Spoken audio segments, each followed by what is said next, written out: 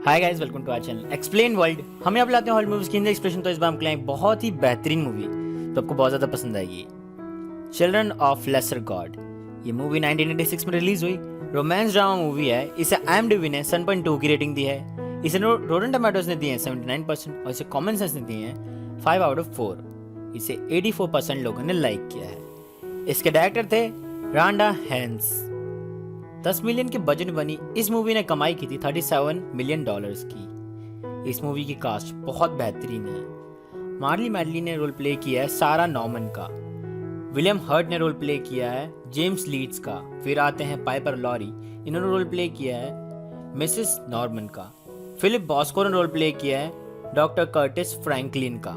और भी कई बेहतरीन कैरेक्टर्स हैं इस मूवी में। ये कहानी बहुत ही रोमांटिक और इमोशनल है। इस मूवी ने ऑस्कर में 5 नॉमिनेशन गेट की थी।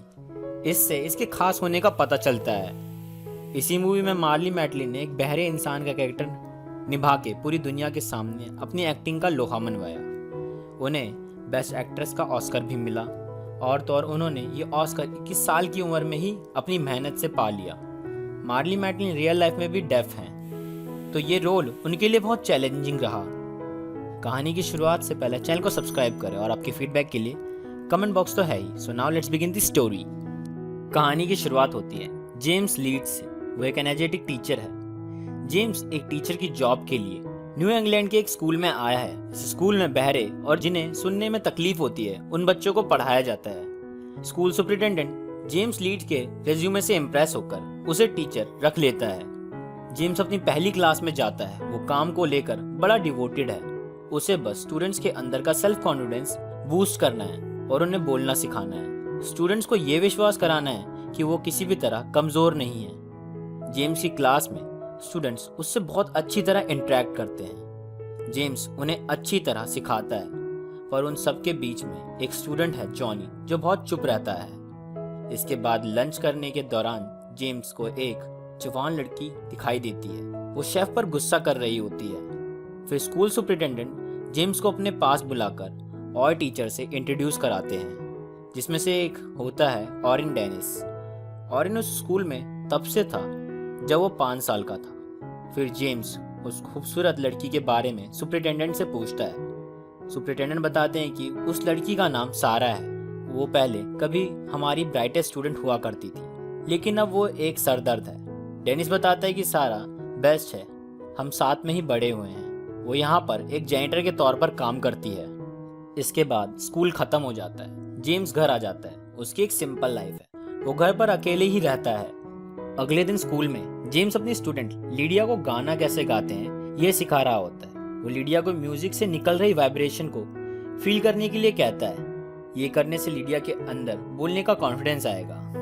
फिर जेम्स भी गाने को सुनकर लीडिया के साथ डांस करने लग जाता है। तभी सुपरिटेंडेंट ये आवाज सुन लेते हैं और तुरंत जाकर रिकॉर्ड प्लेयर बंद कर देते हैं। इसके बाद जब जेम्स कुछ लिख रहा होता है तब उसे बाहर से आवाज आती है।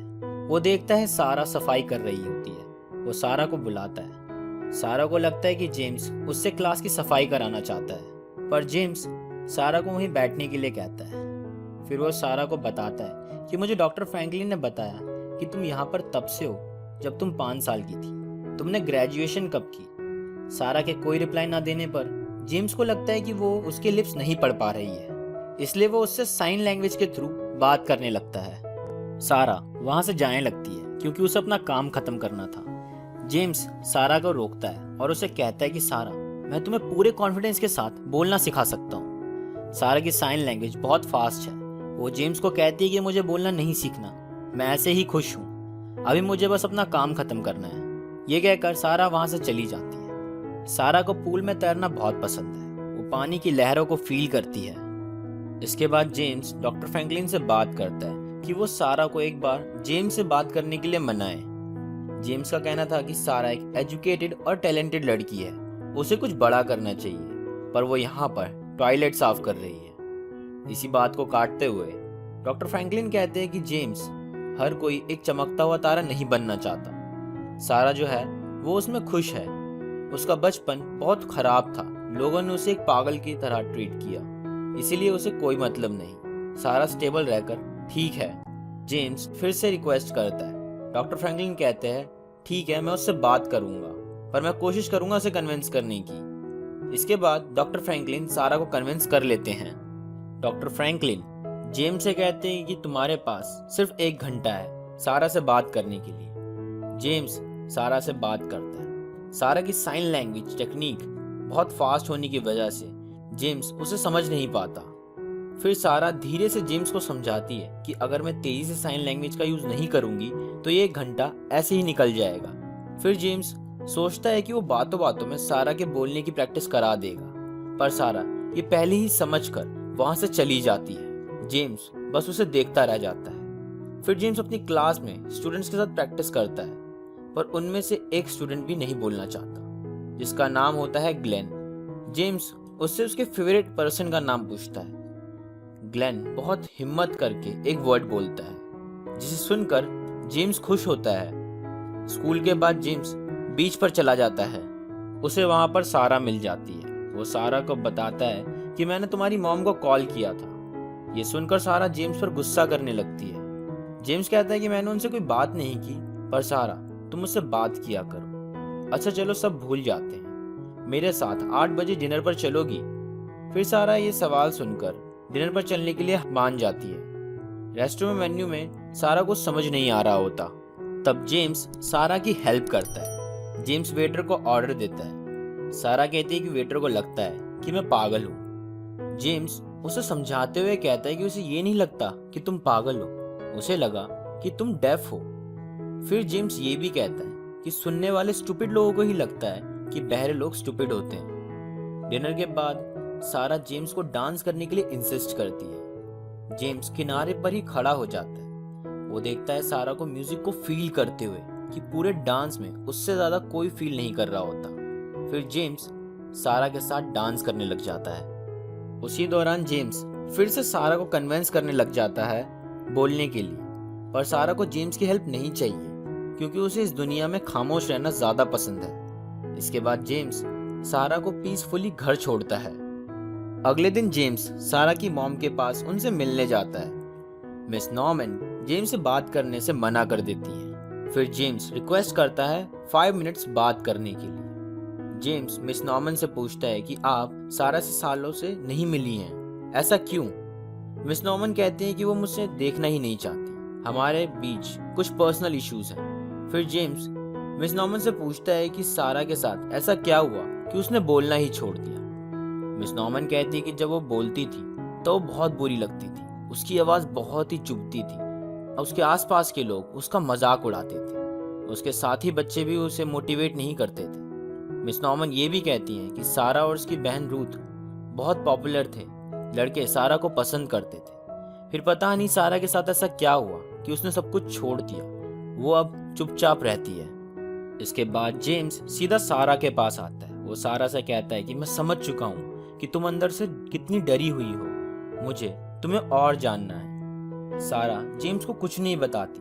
सारा को पता चल गया था कि जेम्स उसकी मॉम के पास गया था। जेम्स सारा से पूछता है कि तुमने अपने घर जाना क्यों छोड़ दिया? क्या ये उन लड़कों की वजह से है जिनके साथ तुम बाहर गई थी, जो तुम्हारी बहन के दोस्त थे? जेम्स के इतना फोर्स करने पर सारा रिवील कर देती है कि कुछ बोलने वाले लड़कों ने उसे पाने की कोशिश की और जब उन्होंने उसे पा लिया तब उसका यूज किया। सारा को सेक्सुअली हरास किया गया होता है। इसी डार्क पास्ट की वजह से सारा किसी भी आदमी पर ट्रस्ट करना चाहती नहीं थी, इसलिए आज की दुनिया में वो खुद को रोकती है दूसरों से बात करने के लिए, इसीलिए वो बोलना भी नहीं सीखना चाहती। जेम्स को ये सब जान के सारा से हमदर्दी होती है। फिर सारा जेम्स से भी कहती है कि जेम्स तुम भी सबकी तरह हो, तुम मुझे एक बहरी डेफ लड़की समझते हो और मेरा यूज करना चाहते हो। ये सुनकर जेम्स गुस्सा हो जाता है और सारा के आगे अपने आप को क्लियर करने की कोशिश करता है। जेम्स कहता है कि तुम जो भी सोचती हो गलत सोचती हो, तुम मुझे अभी तक जान ही नहीं पाई। फिर सारा वहां से चली जाती है। इसके बाद जेम्स बारिश में भीगते हुए पूल पर जाता है। वहां वो सारा से कहता है कि मैंने अपनी पूरी लाइफ में पहली बार इतनी मिस्टीरियस, खूबसूरत और गुस्सैल लड़की देखी है। मुझे तुम्हारे लिए बहुत अच्छी फीलिंग्स आ रही है सारा, मैं तुमसे प्यार करता हूँ। सारा जेम्स को वहां से जाने के लिए कहती है, पर वो मना कर देता है और स्विमिंग पूल में कूद जाता है। इसके बाद दोनों के बीच में सेक्सुअली इंटरकोर्स होता है। अगले दिन डॉक्टर फ्रैंकलिन जेम्स को निकलते देख लेते हैं। वो जेम्स को अपने ऑफिस में बुलाते हैं। फ्रैंकलिन की टेबल पर जेम्स का जूता रखा होता है जिसे वो भूल गया था। जेम्स अपना जूता लेता है और जाने लगता है। फ्रैंकलिन उसे कहते हैं कि तुम थोड़ा केयरफुल रहना। इसके बाद जेम्स सारा के साथ मूवी देखने जाता है। मूवी के बाद दोनों इंटीमेट होते हैं। सारा जेम्स से पूछती है कि क्या किसी ने तुम्हारा दिल तोड़ा है। जेम्स कहता है हाँ, ऐसा एक बार हुआ है। जेम्स सारा से भी यही सवाल पूछता है। सारा कहती है नहीं, ऐसा नहीं हुआ। जेम्स कहता है मुझसे झूठ मत बोलो, तुम्हारा कई लोगों ने दिल तोड़ा है। फिर जेम्स स्कूल के बाद घर आता है। सारा उसको अपने दरवाजे पर मिलती है। जेम्स सारा के साथ बीच पर घूमते हुए प्यार भरी बातें करता है। वो कहता है सारा तुम बहुत जिद्दी हो। बातों के दौरान जेम्स सारा से बुलवाने की कोशिश करता है। वो कहता है कि सारा बताओ मैं क्या बोल रहा हूँ। सारा ये देखकर नाराज हो जाती है। जेम्स उसे कहता है मैं तो मजाक कर रहा था। सारा कम्युनिकेशन के लिए वॉइस का यूज नहीं करना चाहती। जेम्स सारा से कहता है कि मैं तुमसे कभी भी बोलने के लिए फोर्स नहीं करूंगा, मैं तुमसे प्रॉमिस करता हूँ। इसके बाद स्कूल फेस्टिवल में पेरेंट्स आते हैं बच्चों की परफॉर्मेंस देखने के लिए। जेम्स ने एक डांस कोरियोग्राफ किया होता है अपने डेफ स्टूडेंट्स के साथ। जेम्स के स्टूडेंट्स की परफॉर्मेंस स्टार्ट होती है जिसमें वो सॉन्ग की लिपसिंग कर रहे होते हैं और डांस भी। सभी पेरेंट्स के सामने सारा भी उस परफॉर्मेंस को देखती है। वो जेम्स को भी नोटिस करती है कि वो कितना खुश होता है उसके स्टूडेंट्स के बोलने पर। सारा अपसेट होकर चली जाती है। बाद में सभी पेरेंट्स डेफ स्टूडेंट्स की परफॉर्मेंस से खुश होते हैं और उनकी तारीफ करते हैं। सारा उदास होती है। उसे लगता है कि जेम्स उसे हेट करता है क्योंकि वो नहीं बोलती, और वो गुस्से में एक मिरर तोड़ देती है जिसकी वजह से वो घायल हो जाती है। डॉक्टर फ्रैंकलिन जेम्स को सुनाते हैं कि तुम्हारी वजह से सारा की ये हालत है, तुम्हें कोई हक नहीं है उसके साथ रिलेशनशिप बनाने का। फ्रैंकलिन कहते हैं कि जेम्स मैं तुम्हें वार्न करता हूँ कि तुम उसे छोड़ दो, क्योंकि मुझे विश्वास है कि तुम्हारा रिलेशनशिप ज्यादा नहीं चलेगा। जेम्स कहता है कि मैं सारा से प्यार करता हूँ और वो अब मेरे साथ रहेगी। इसके बाद जेम्स सारा के पास जाता है और उसके दुखी होने की वजह जानता है। सारा जेम्स को सब बताती है। जेम्स सारा को कहता है कि मैं तुम्हें इसलिए हेट नहीं कर सकता क्योंकि तुम बोलना नहीं चाहती। तुम जैसी भी हो मैं तुम्हें एक्सेप्ट करता हूँ। फिर जेम्स सारा के कपड़े पैक करने लगता है। सारा उससे पूछती है कि तुम क्या कर रहे हो। जेम्स कहता है कि तुम अब मेरे साथ रहोगी, सारा अपनी जॉब छोड़ दो। सारा जेम्स से एक सवाल पूछती कि अगर तुम्हारे डेफ बच्चे हो तो क्या तुम उन्हें भी एक्सेप्ट करोगे।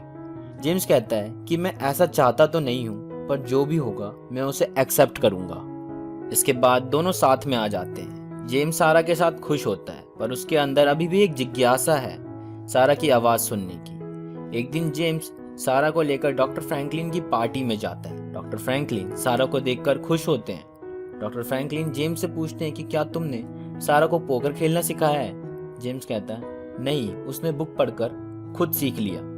पोकर के गेम में सारा बहुत अच्छा खेलती है, वो सबको हरा देती है। इसके बाद जेम्स और सारा के इंटरकोर्स के दौरान जेम्स सारा को अपना नाम बोलने के लिए कहता है। सारा इस बात से नाराज हो जाती है। इसके बाद स्कूल में जेम्स स्टूडेंट्स के साथ एंजॉय करता है और वही स्टूडेंट्स उसके घर पर एंटरटेनमेंट के लिए आ जाते हैं। उसी दौरान जेम्स को सारा के फ्रेंड ओरिन का कॉल आता है। उसने सारा को एक डिनर पार्टी पर इनवाइट किया होता है। उनकी पूरी डेफ कम्युनिटी वहां इकट्ठा होने वाली होती है। फिर जेम्स सारा से कहता है कि आज मैं बहुत थक गया हूँ तो मुझे रिलैक्स करना है। इसलिए जेम्स एक सॉन्ग स्टार्ट करता है। शांति से लेट जाता है, पर कुछ सेकंड बाद वो उठता है और सॉन्ग को ऑफ कर देता है। सारा उससे पूछती है कि तुमने सॉन्ग क्यों बंद किया।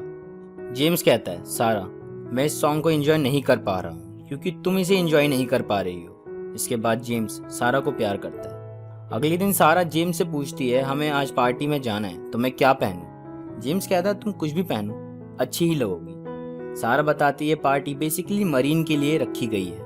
वो हमारी डेफ कम्युनिटी में बहुत पॉपुलर है। उसके पास 2 PhD की डिग्री है और वो बोलती भी नहीं है। फिर जेम्स सारा से सवाल पूछता है कि सारा तुम्हें क्या सुनाई देता है, मतलब पूरी तरह साइलेंस या कोई और आवाज। सारा कहती है कभी किसी ने ये जानने की कोशिश ही नहीं की। जेम्स कहता है लेकिन मुझे ये जानना है।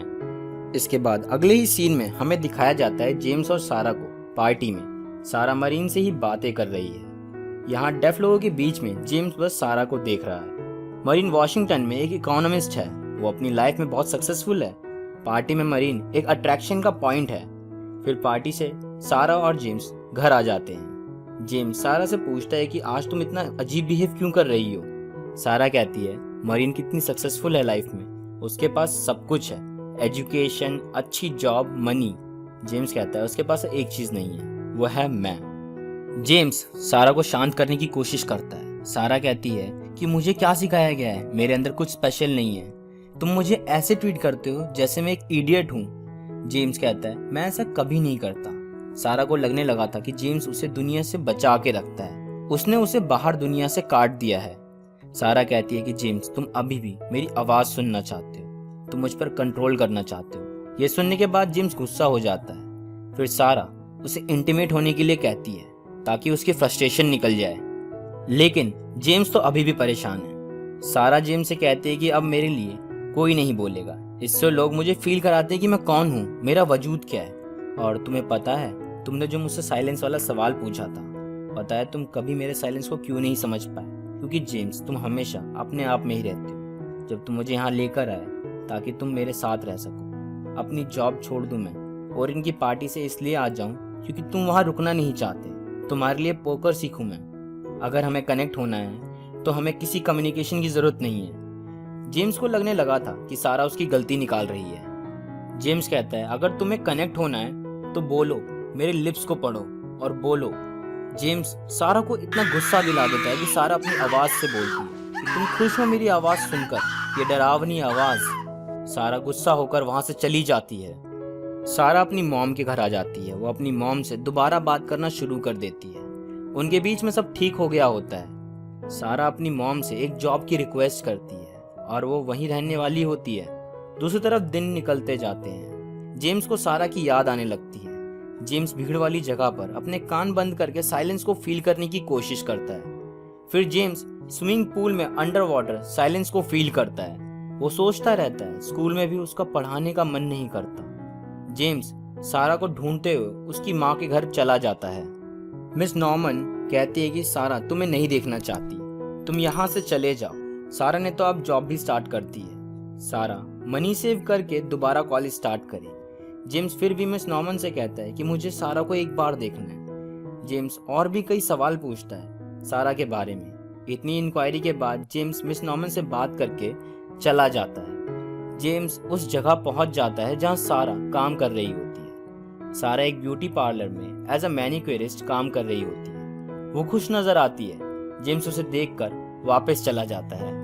इसके बाद सारा घर आती है। उसकी मॉम उसे बताती है कि जेम्स आज आया था, तुम्हारे बारे में पूछ रहा था, उसे तुम्हारी फिक्र है सारा, जेम्स तुम्हें याद करता है। फिर सारा अपनी माँ से कहती है कि मुझे नहीं पता कि मैं क्या करूं। तब मिस नॉर्मन कहती है कि तुम वही करो जो तुम्हारा दिल कहे। इसके बाद स्कूल प्रॉम की नाइट आ जाती है। पार्टी में जेम्स अपने स्टूडेंट्स को देखकर खुश होने लगता है। फिर उसे सारा नजर आती है एक ब्यूटीफुल व्हाइट ड्रेस में। फिर जेम्स उसे देखकर बाहर चला जाता है। सारा भी उसके पीछे जाती है। जेम्स सारा को देखकर इमोशनल हो गया होता है। सारा उसे बताती है कि मैंने तुम्हें मिस किया, मैं जब छोटी थी तब बहुत गुस्सैल थी और मैंने उस गुस्से का इस्तेमाल तुम्हें मुझसे दूर करने के लिए किया ताकि मैं हर्ट ना हो जाऊं, पर मैंने जाना कि मैंने तुम्हें हर्ट किया, जिसके लिए मैं माफी मांगती हूँ। फिर जेम्स भी सारा को सॉरी बोलता है। फिर उनके बीच में थोड़ी देर खामोशी रहती है। फिर जेम्स सारा को कहता है कि मैं कोई ऐसी जगह ढूंढनी चाहिए जहां ना कोई आवाज हो और ना ही कोई साइलेंस। जेम्स सारा से कहता है कि मैं तुम्हें और समझना चाहता हूँ। फिर सारा कहती है जेम्स अब हम कनेक्टेड हैं, हमने एक दूसरे को जान लिया है। फाइनली एक दूसरे को वो दोनों पैशनेटली किस करते हैं और कहानी का द एंड हो जाता है। ये कहानी बहुत ही ज्यादा अच्छी थी। इसमें मार्ली मैडलिन की एक्टिंग सुपर्ब रही।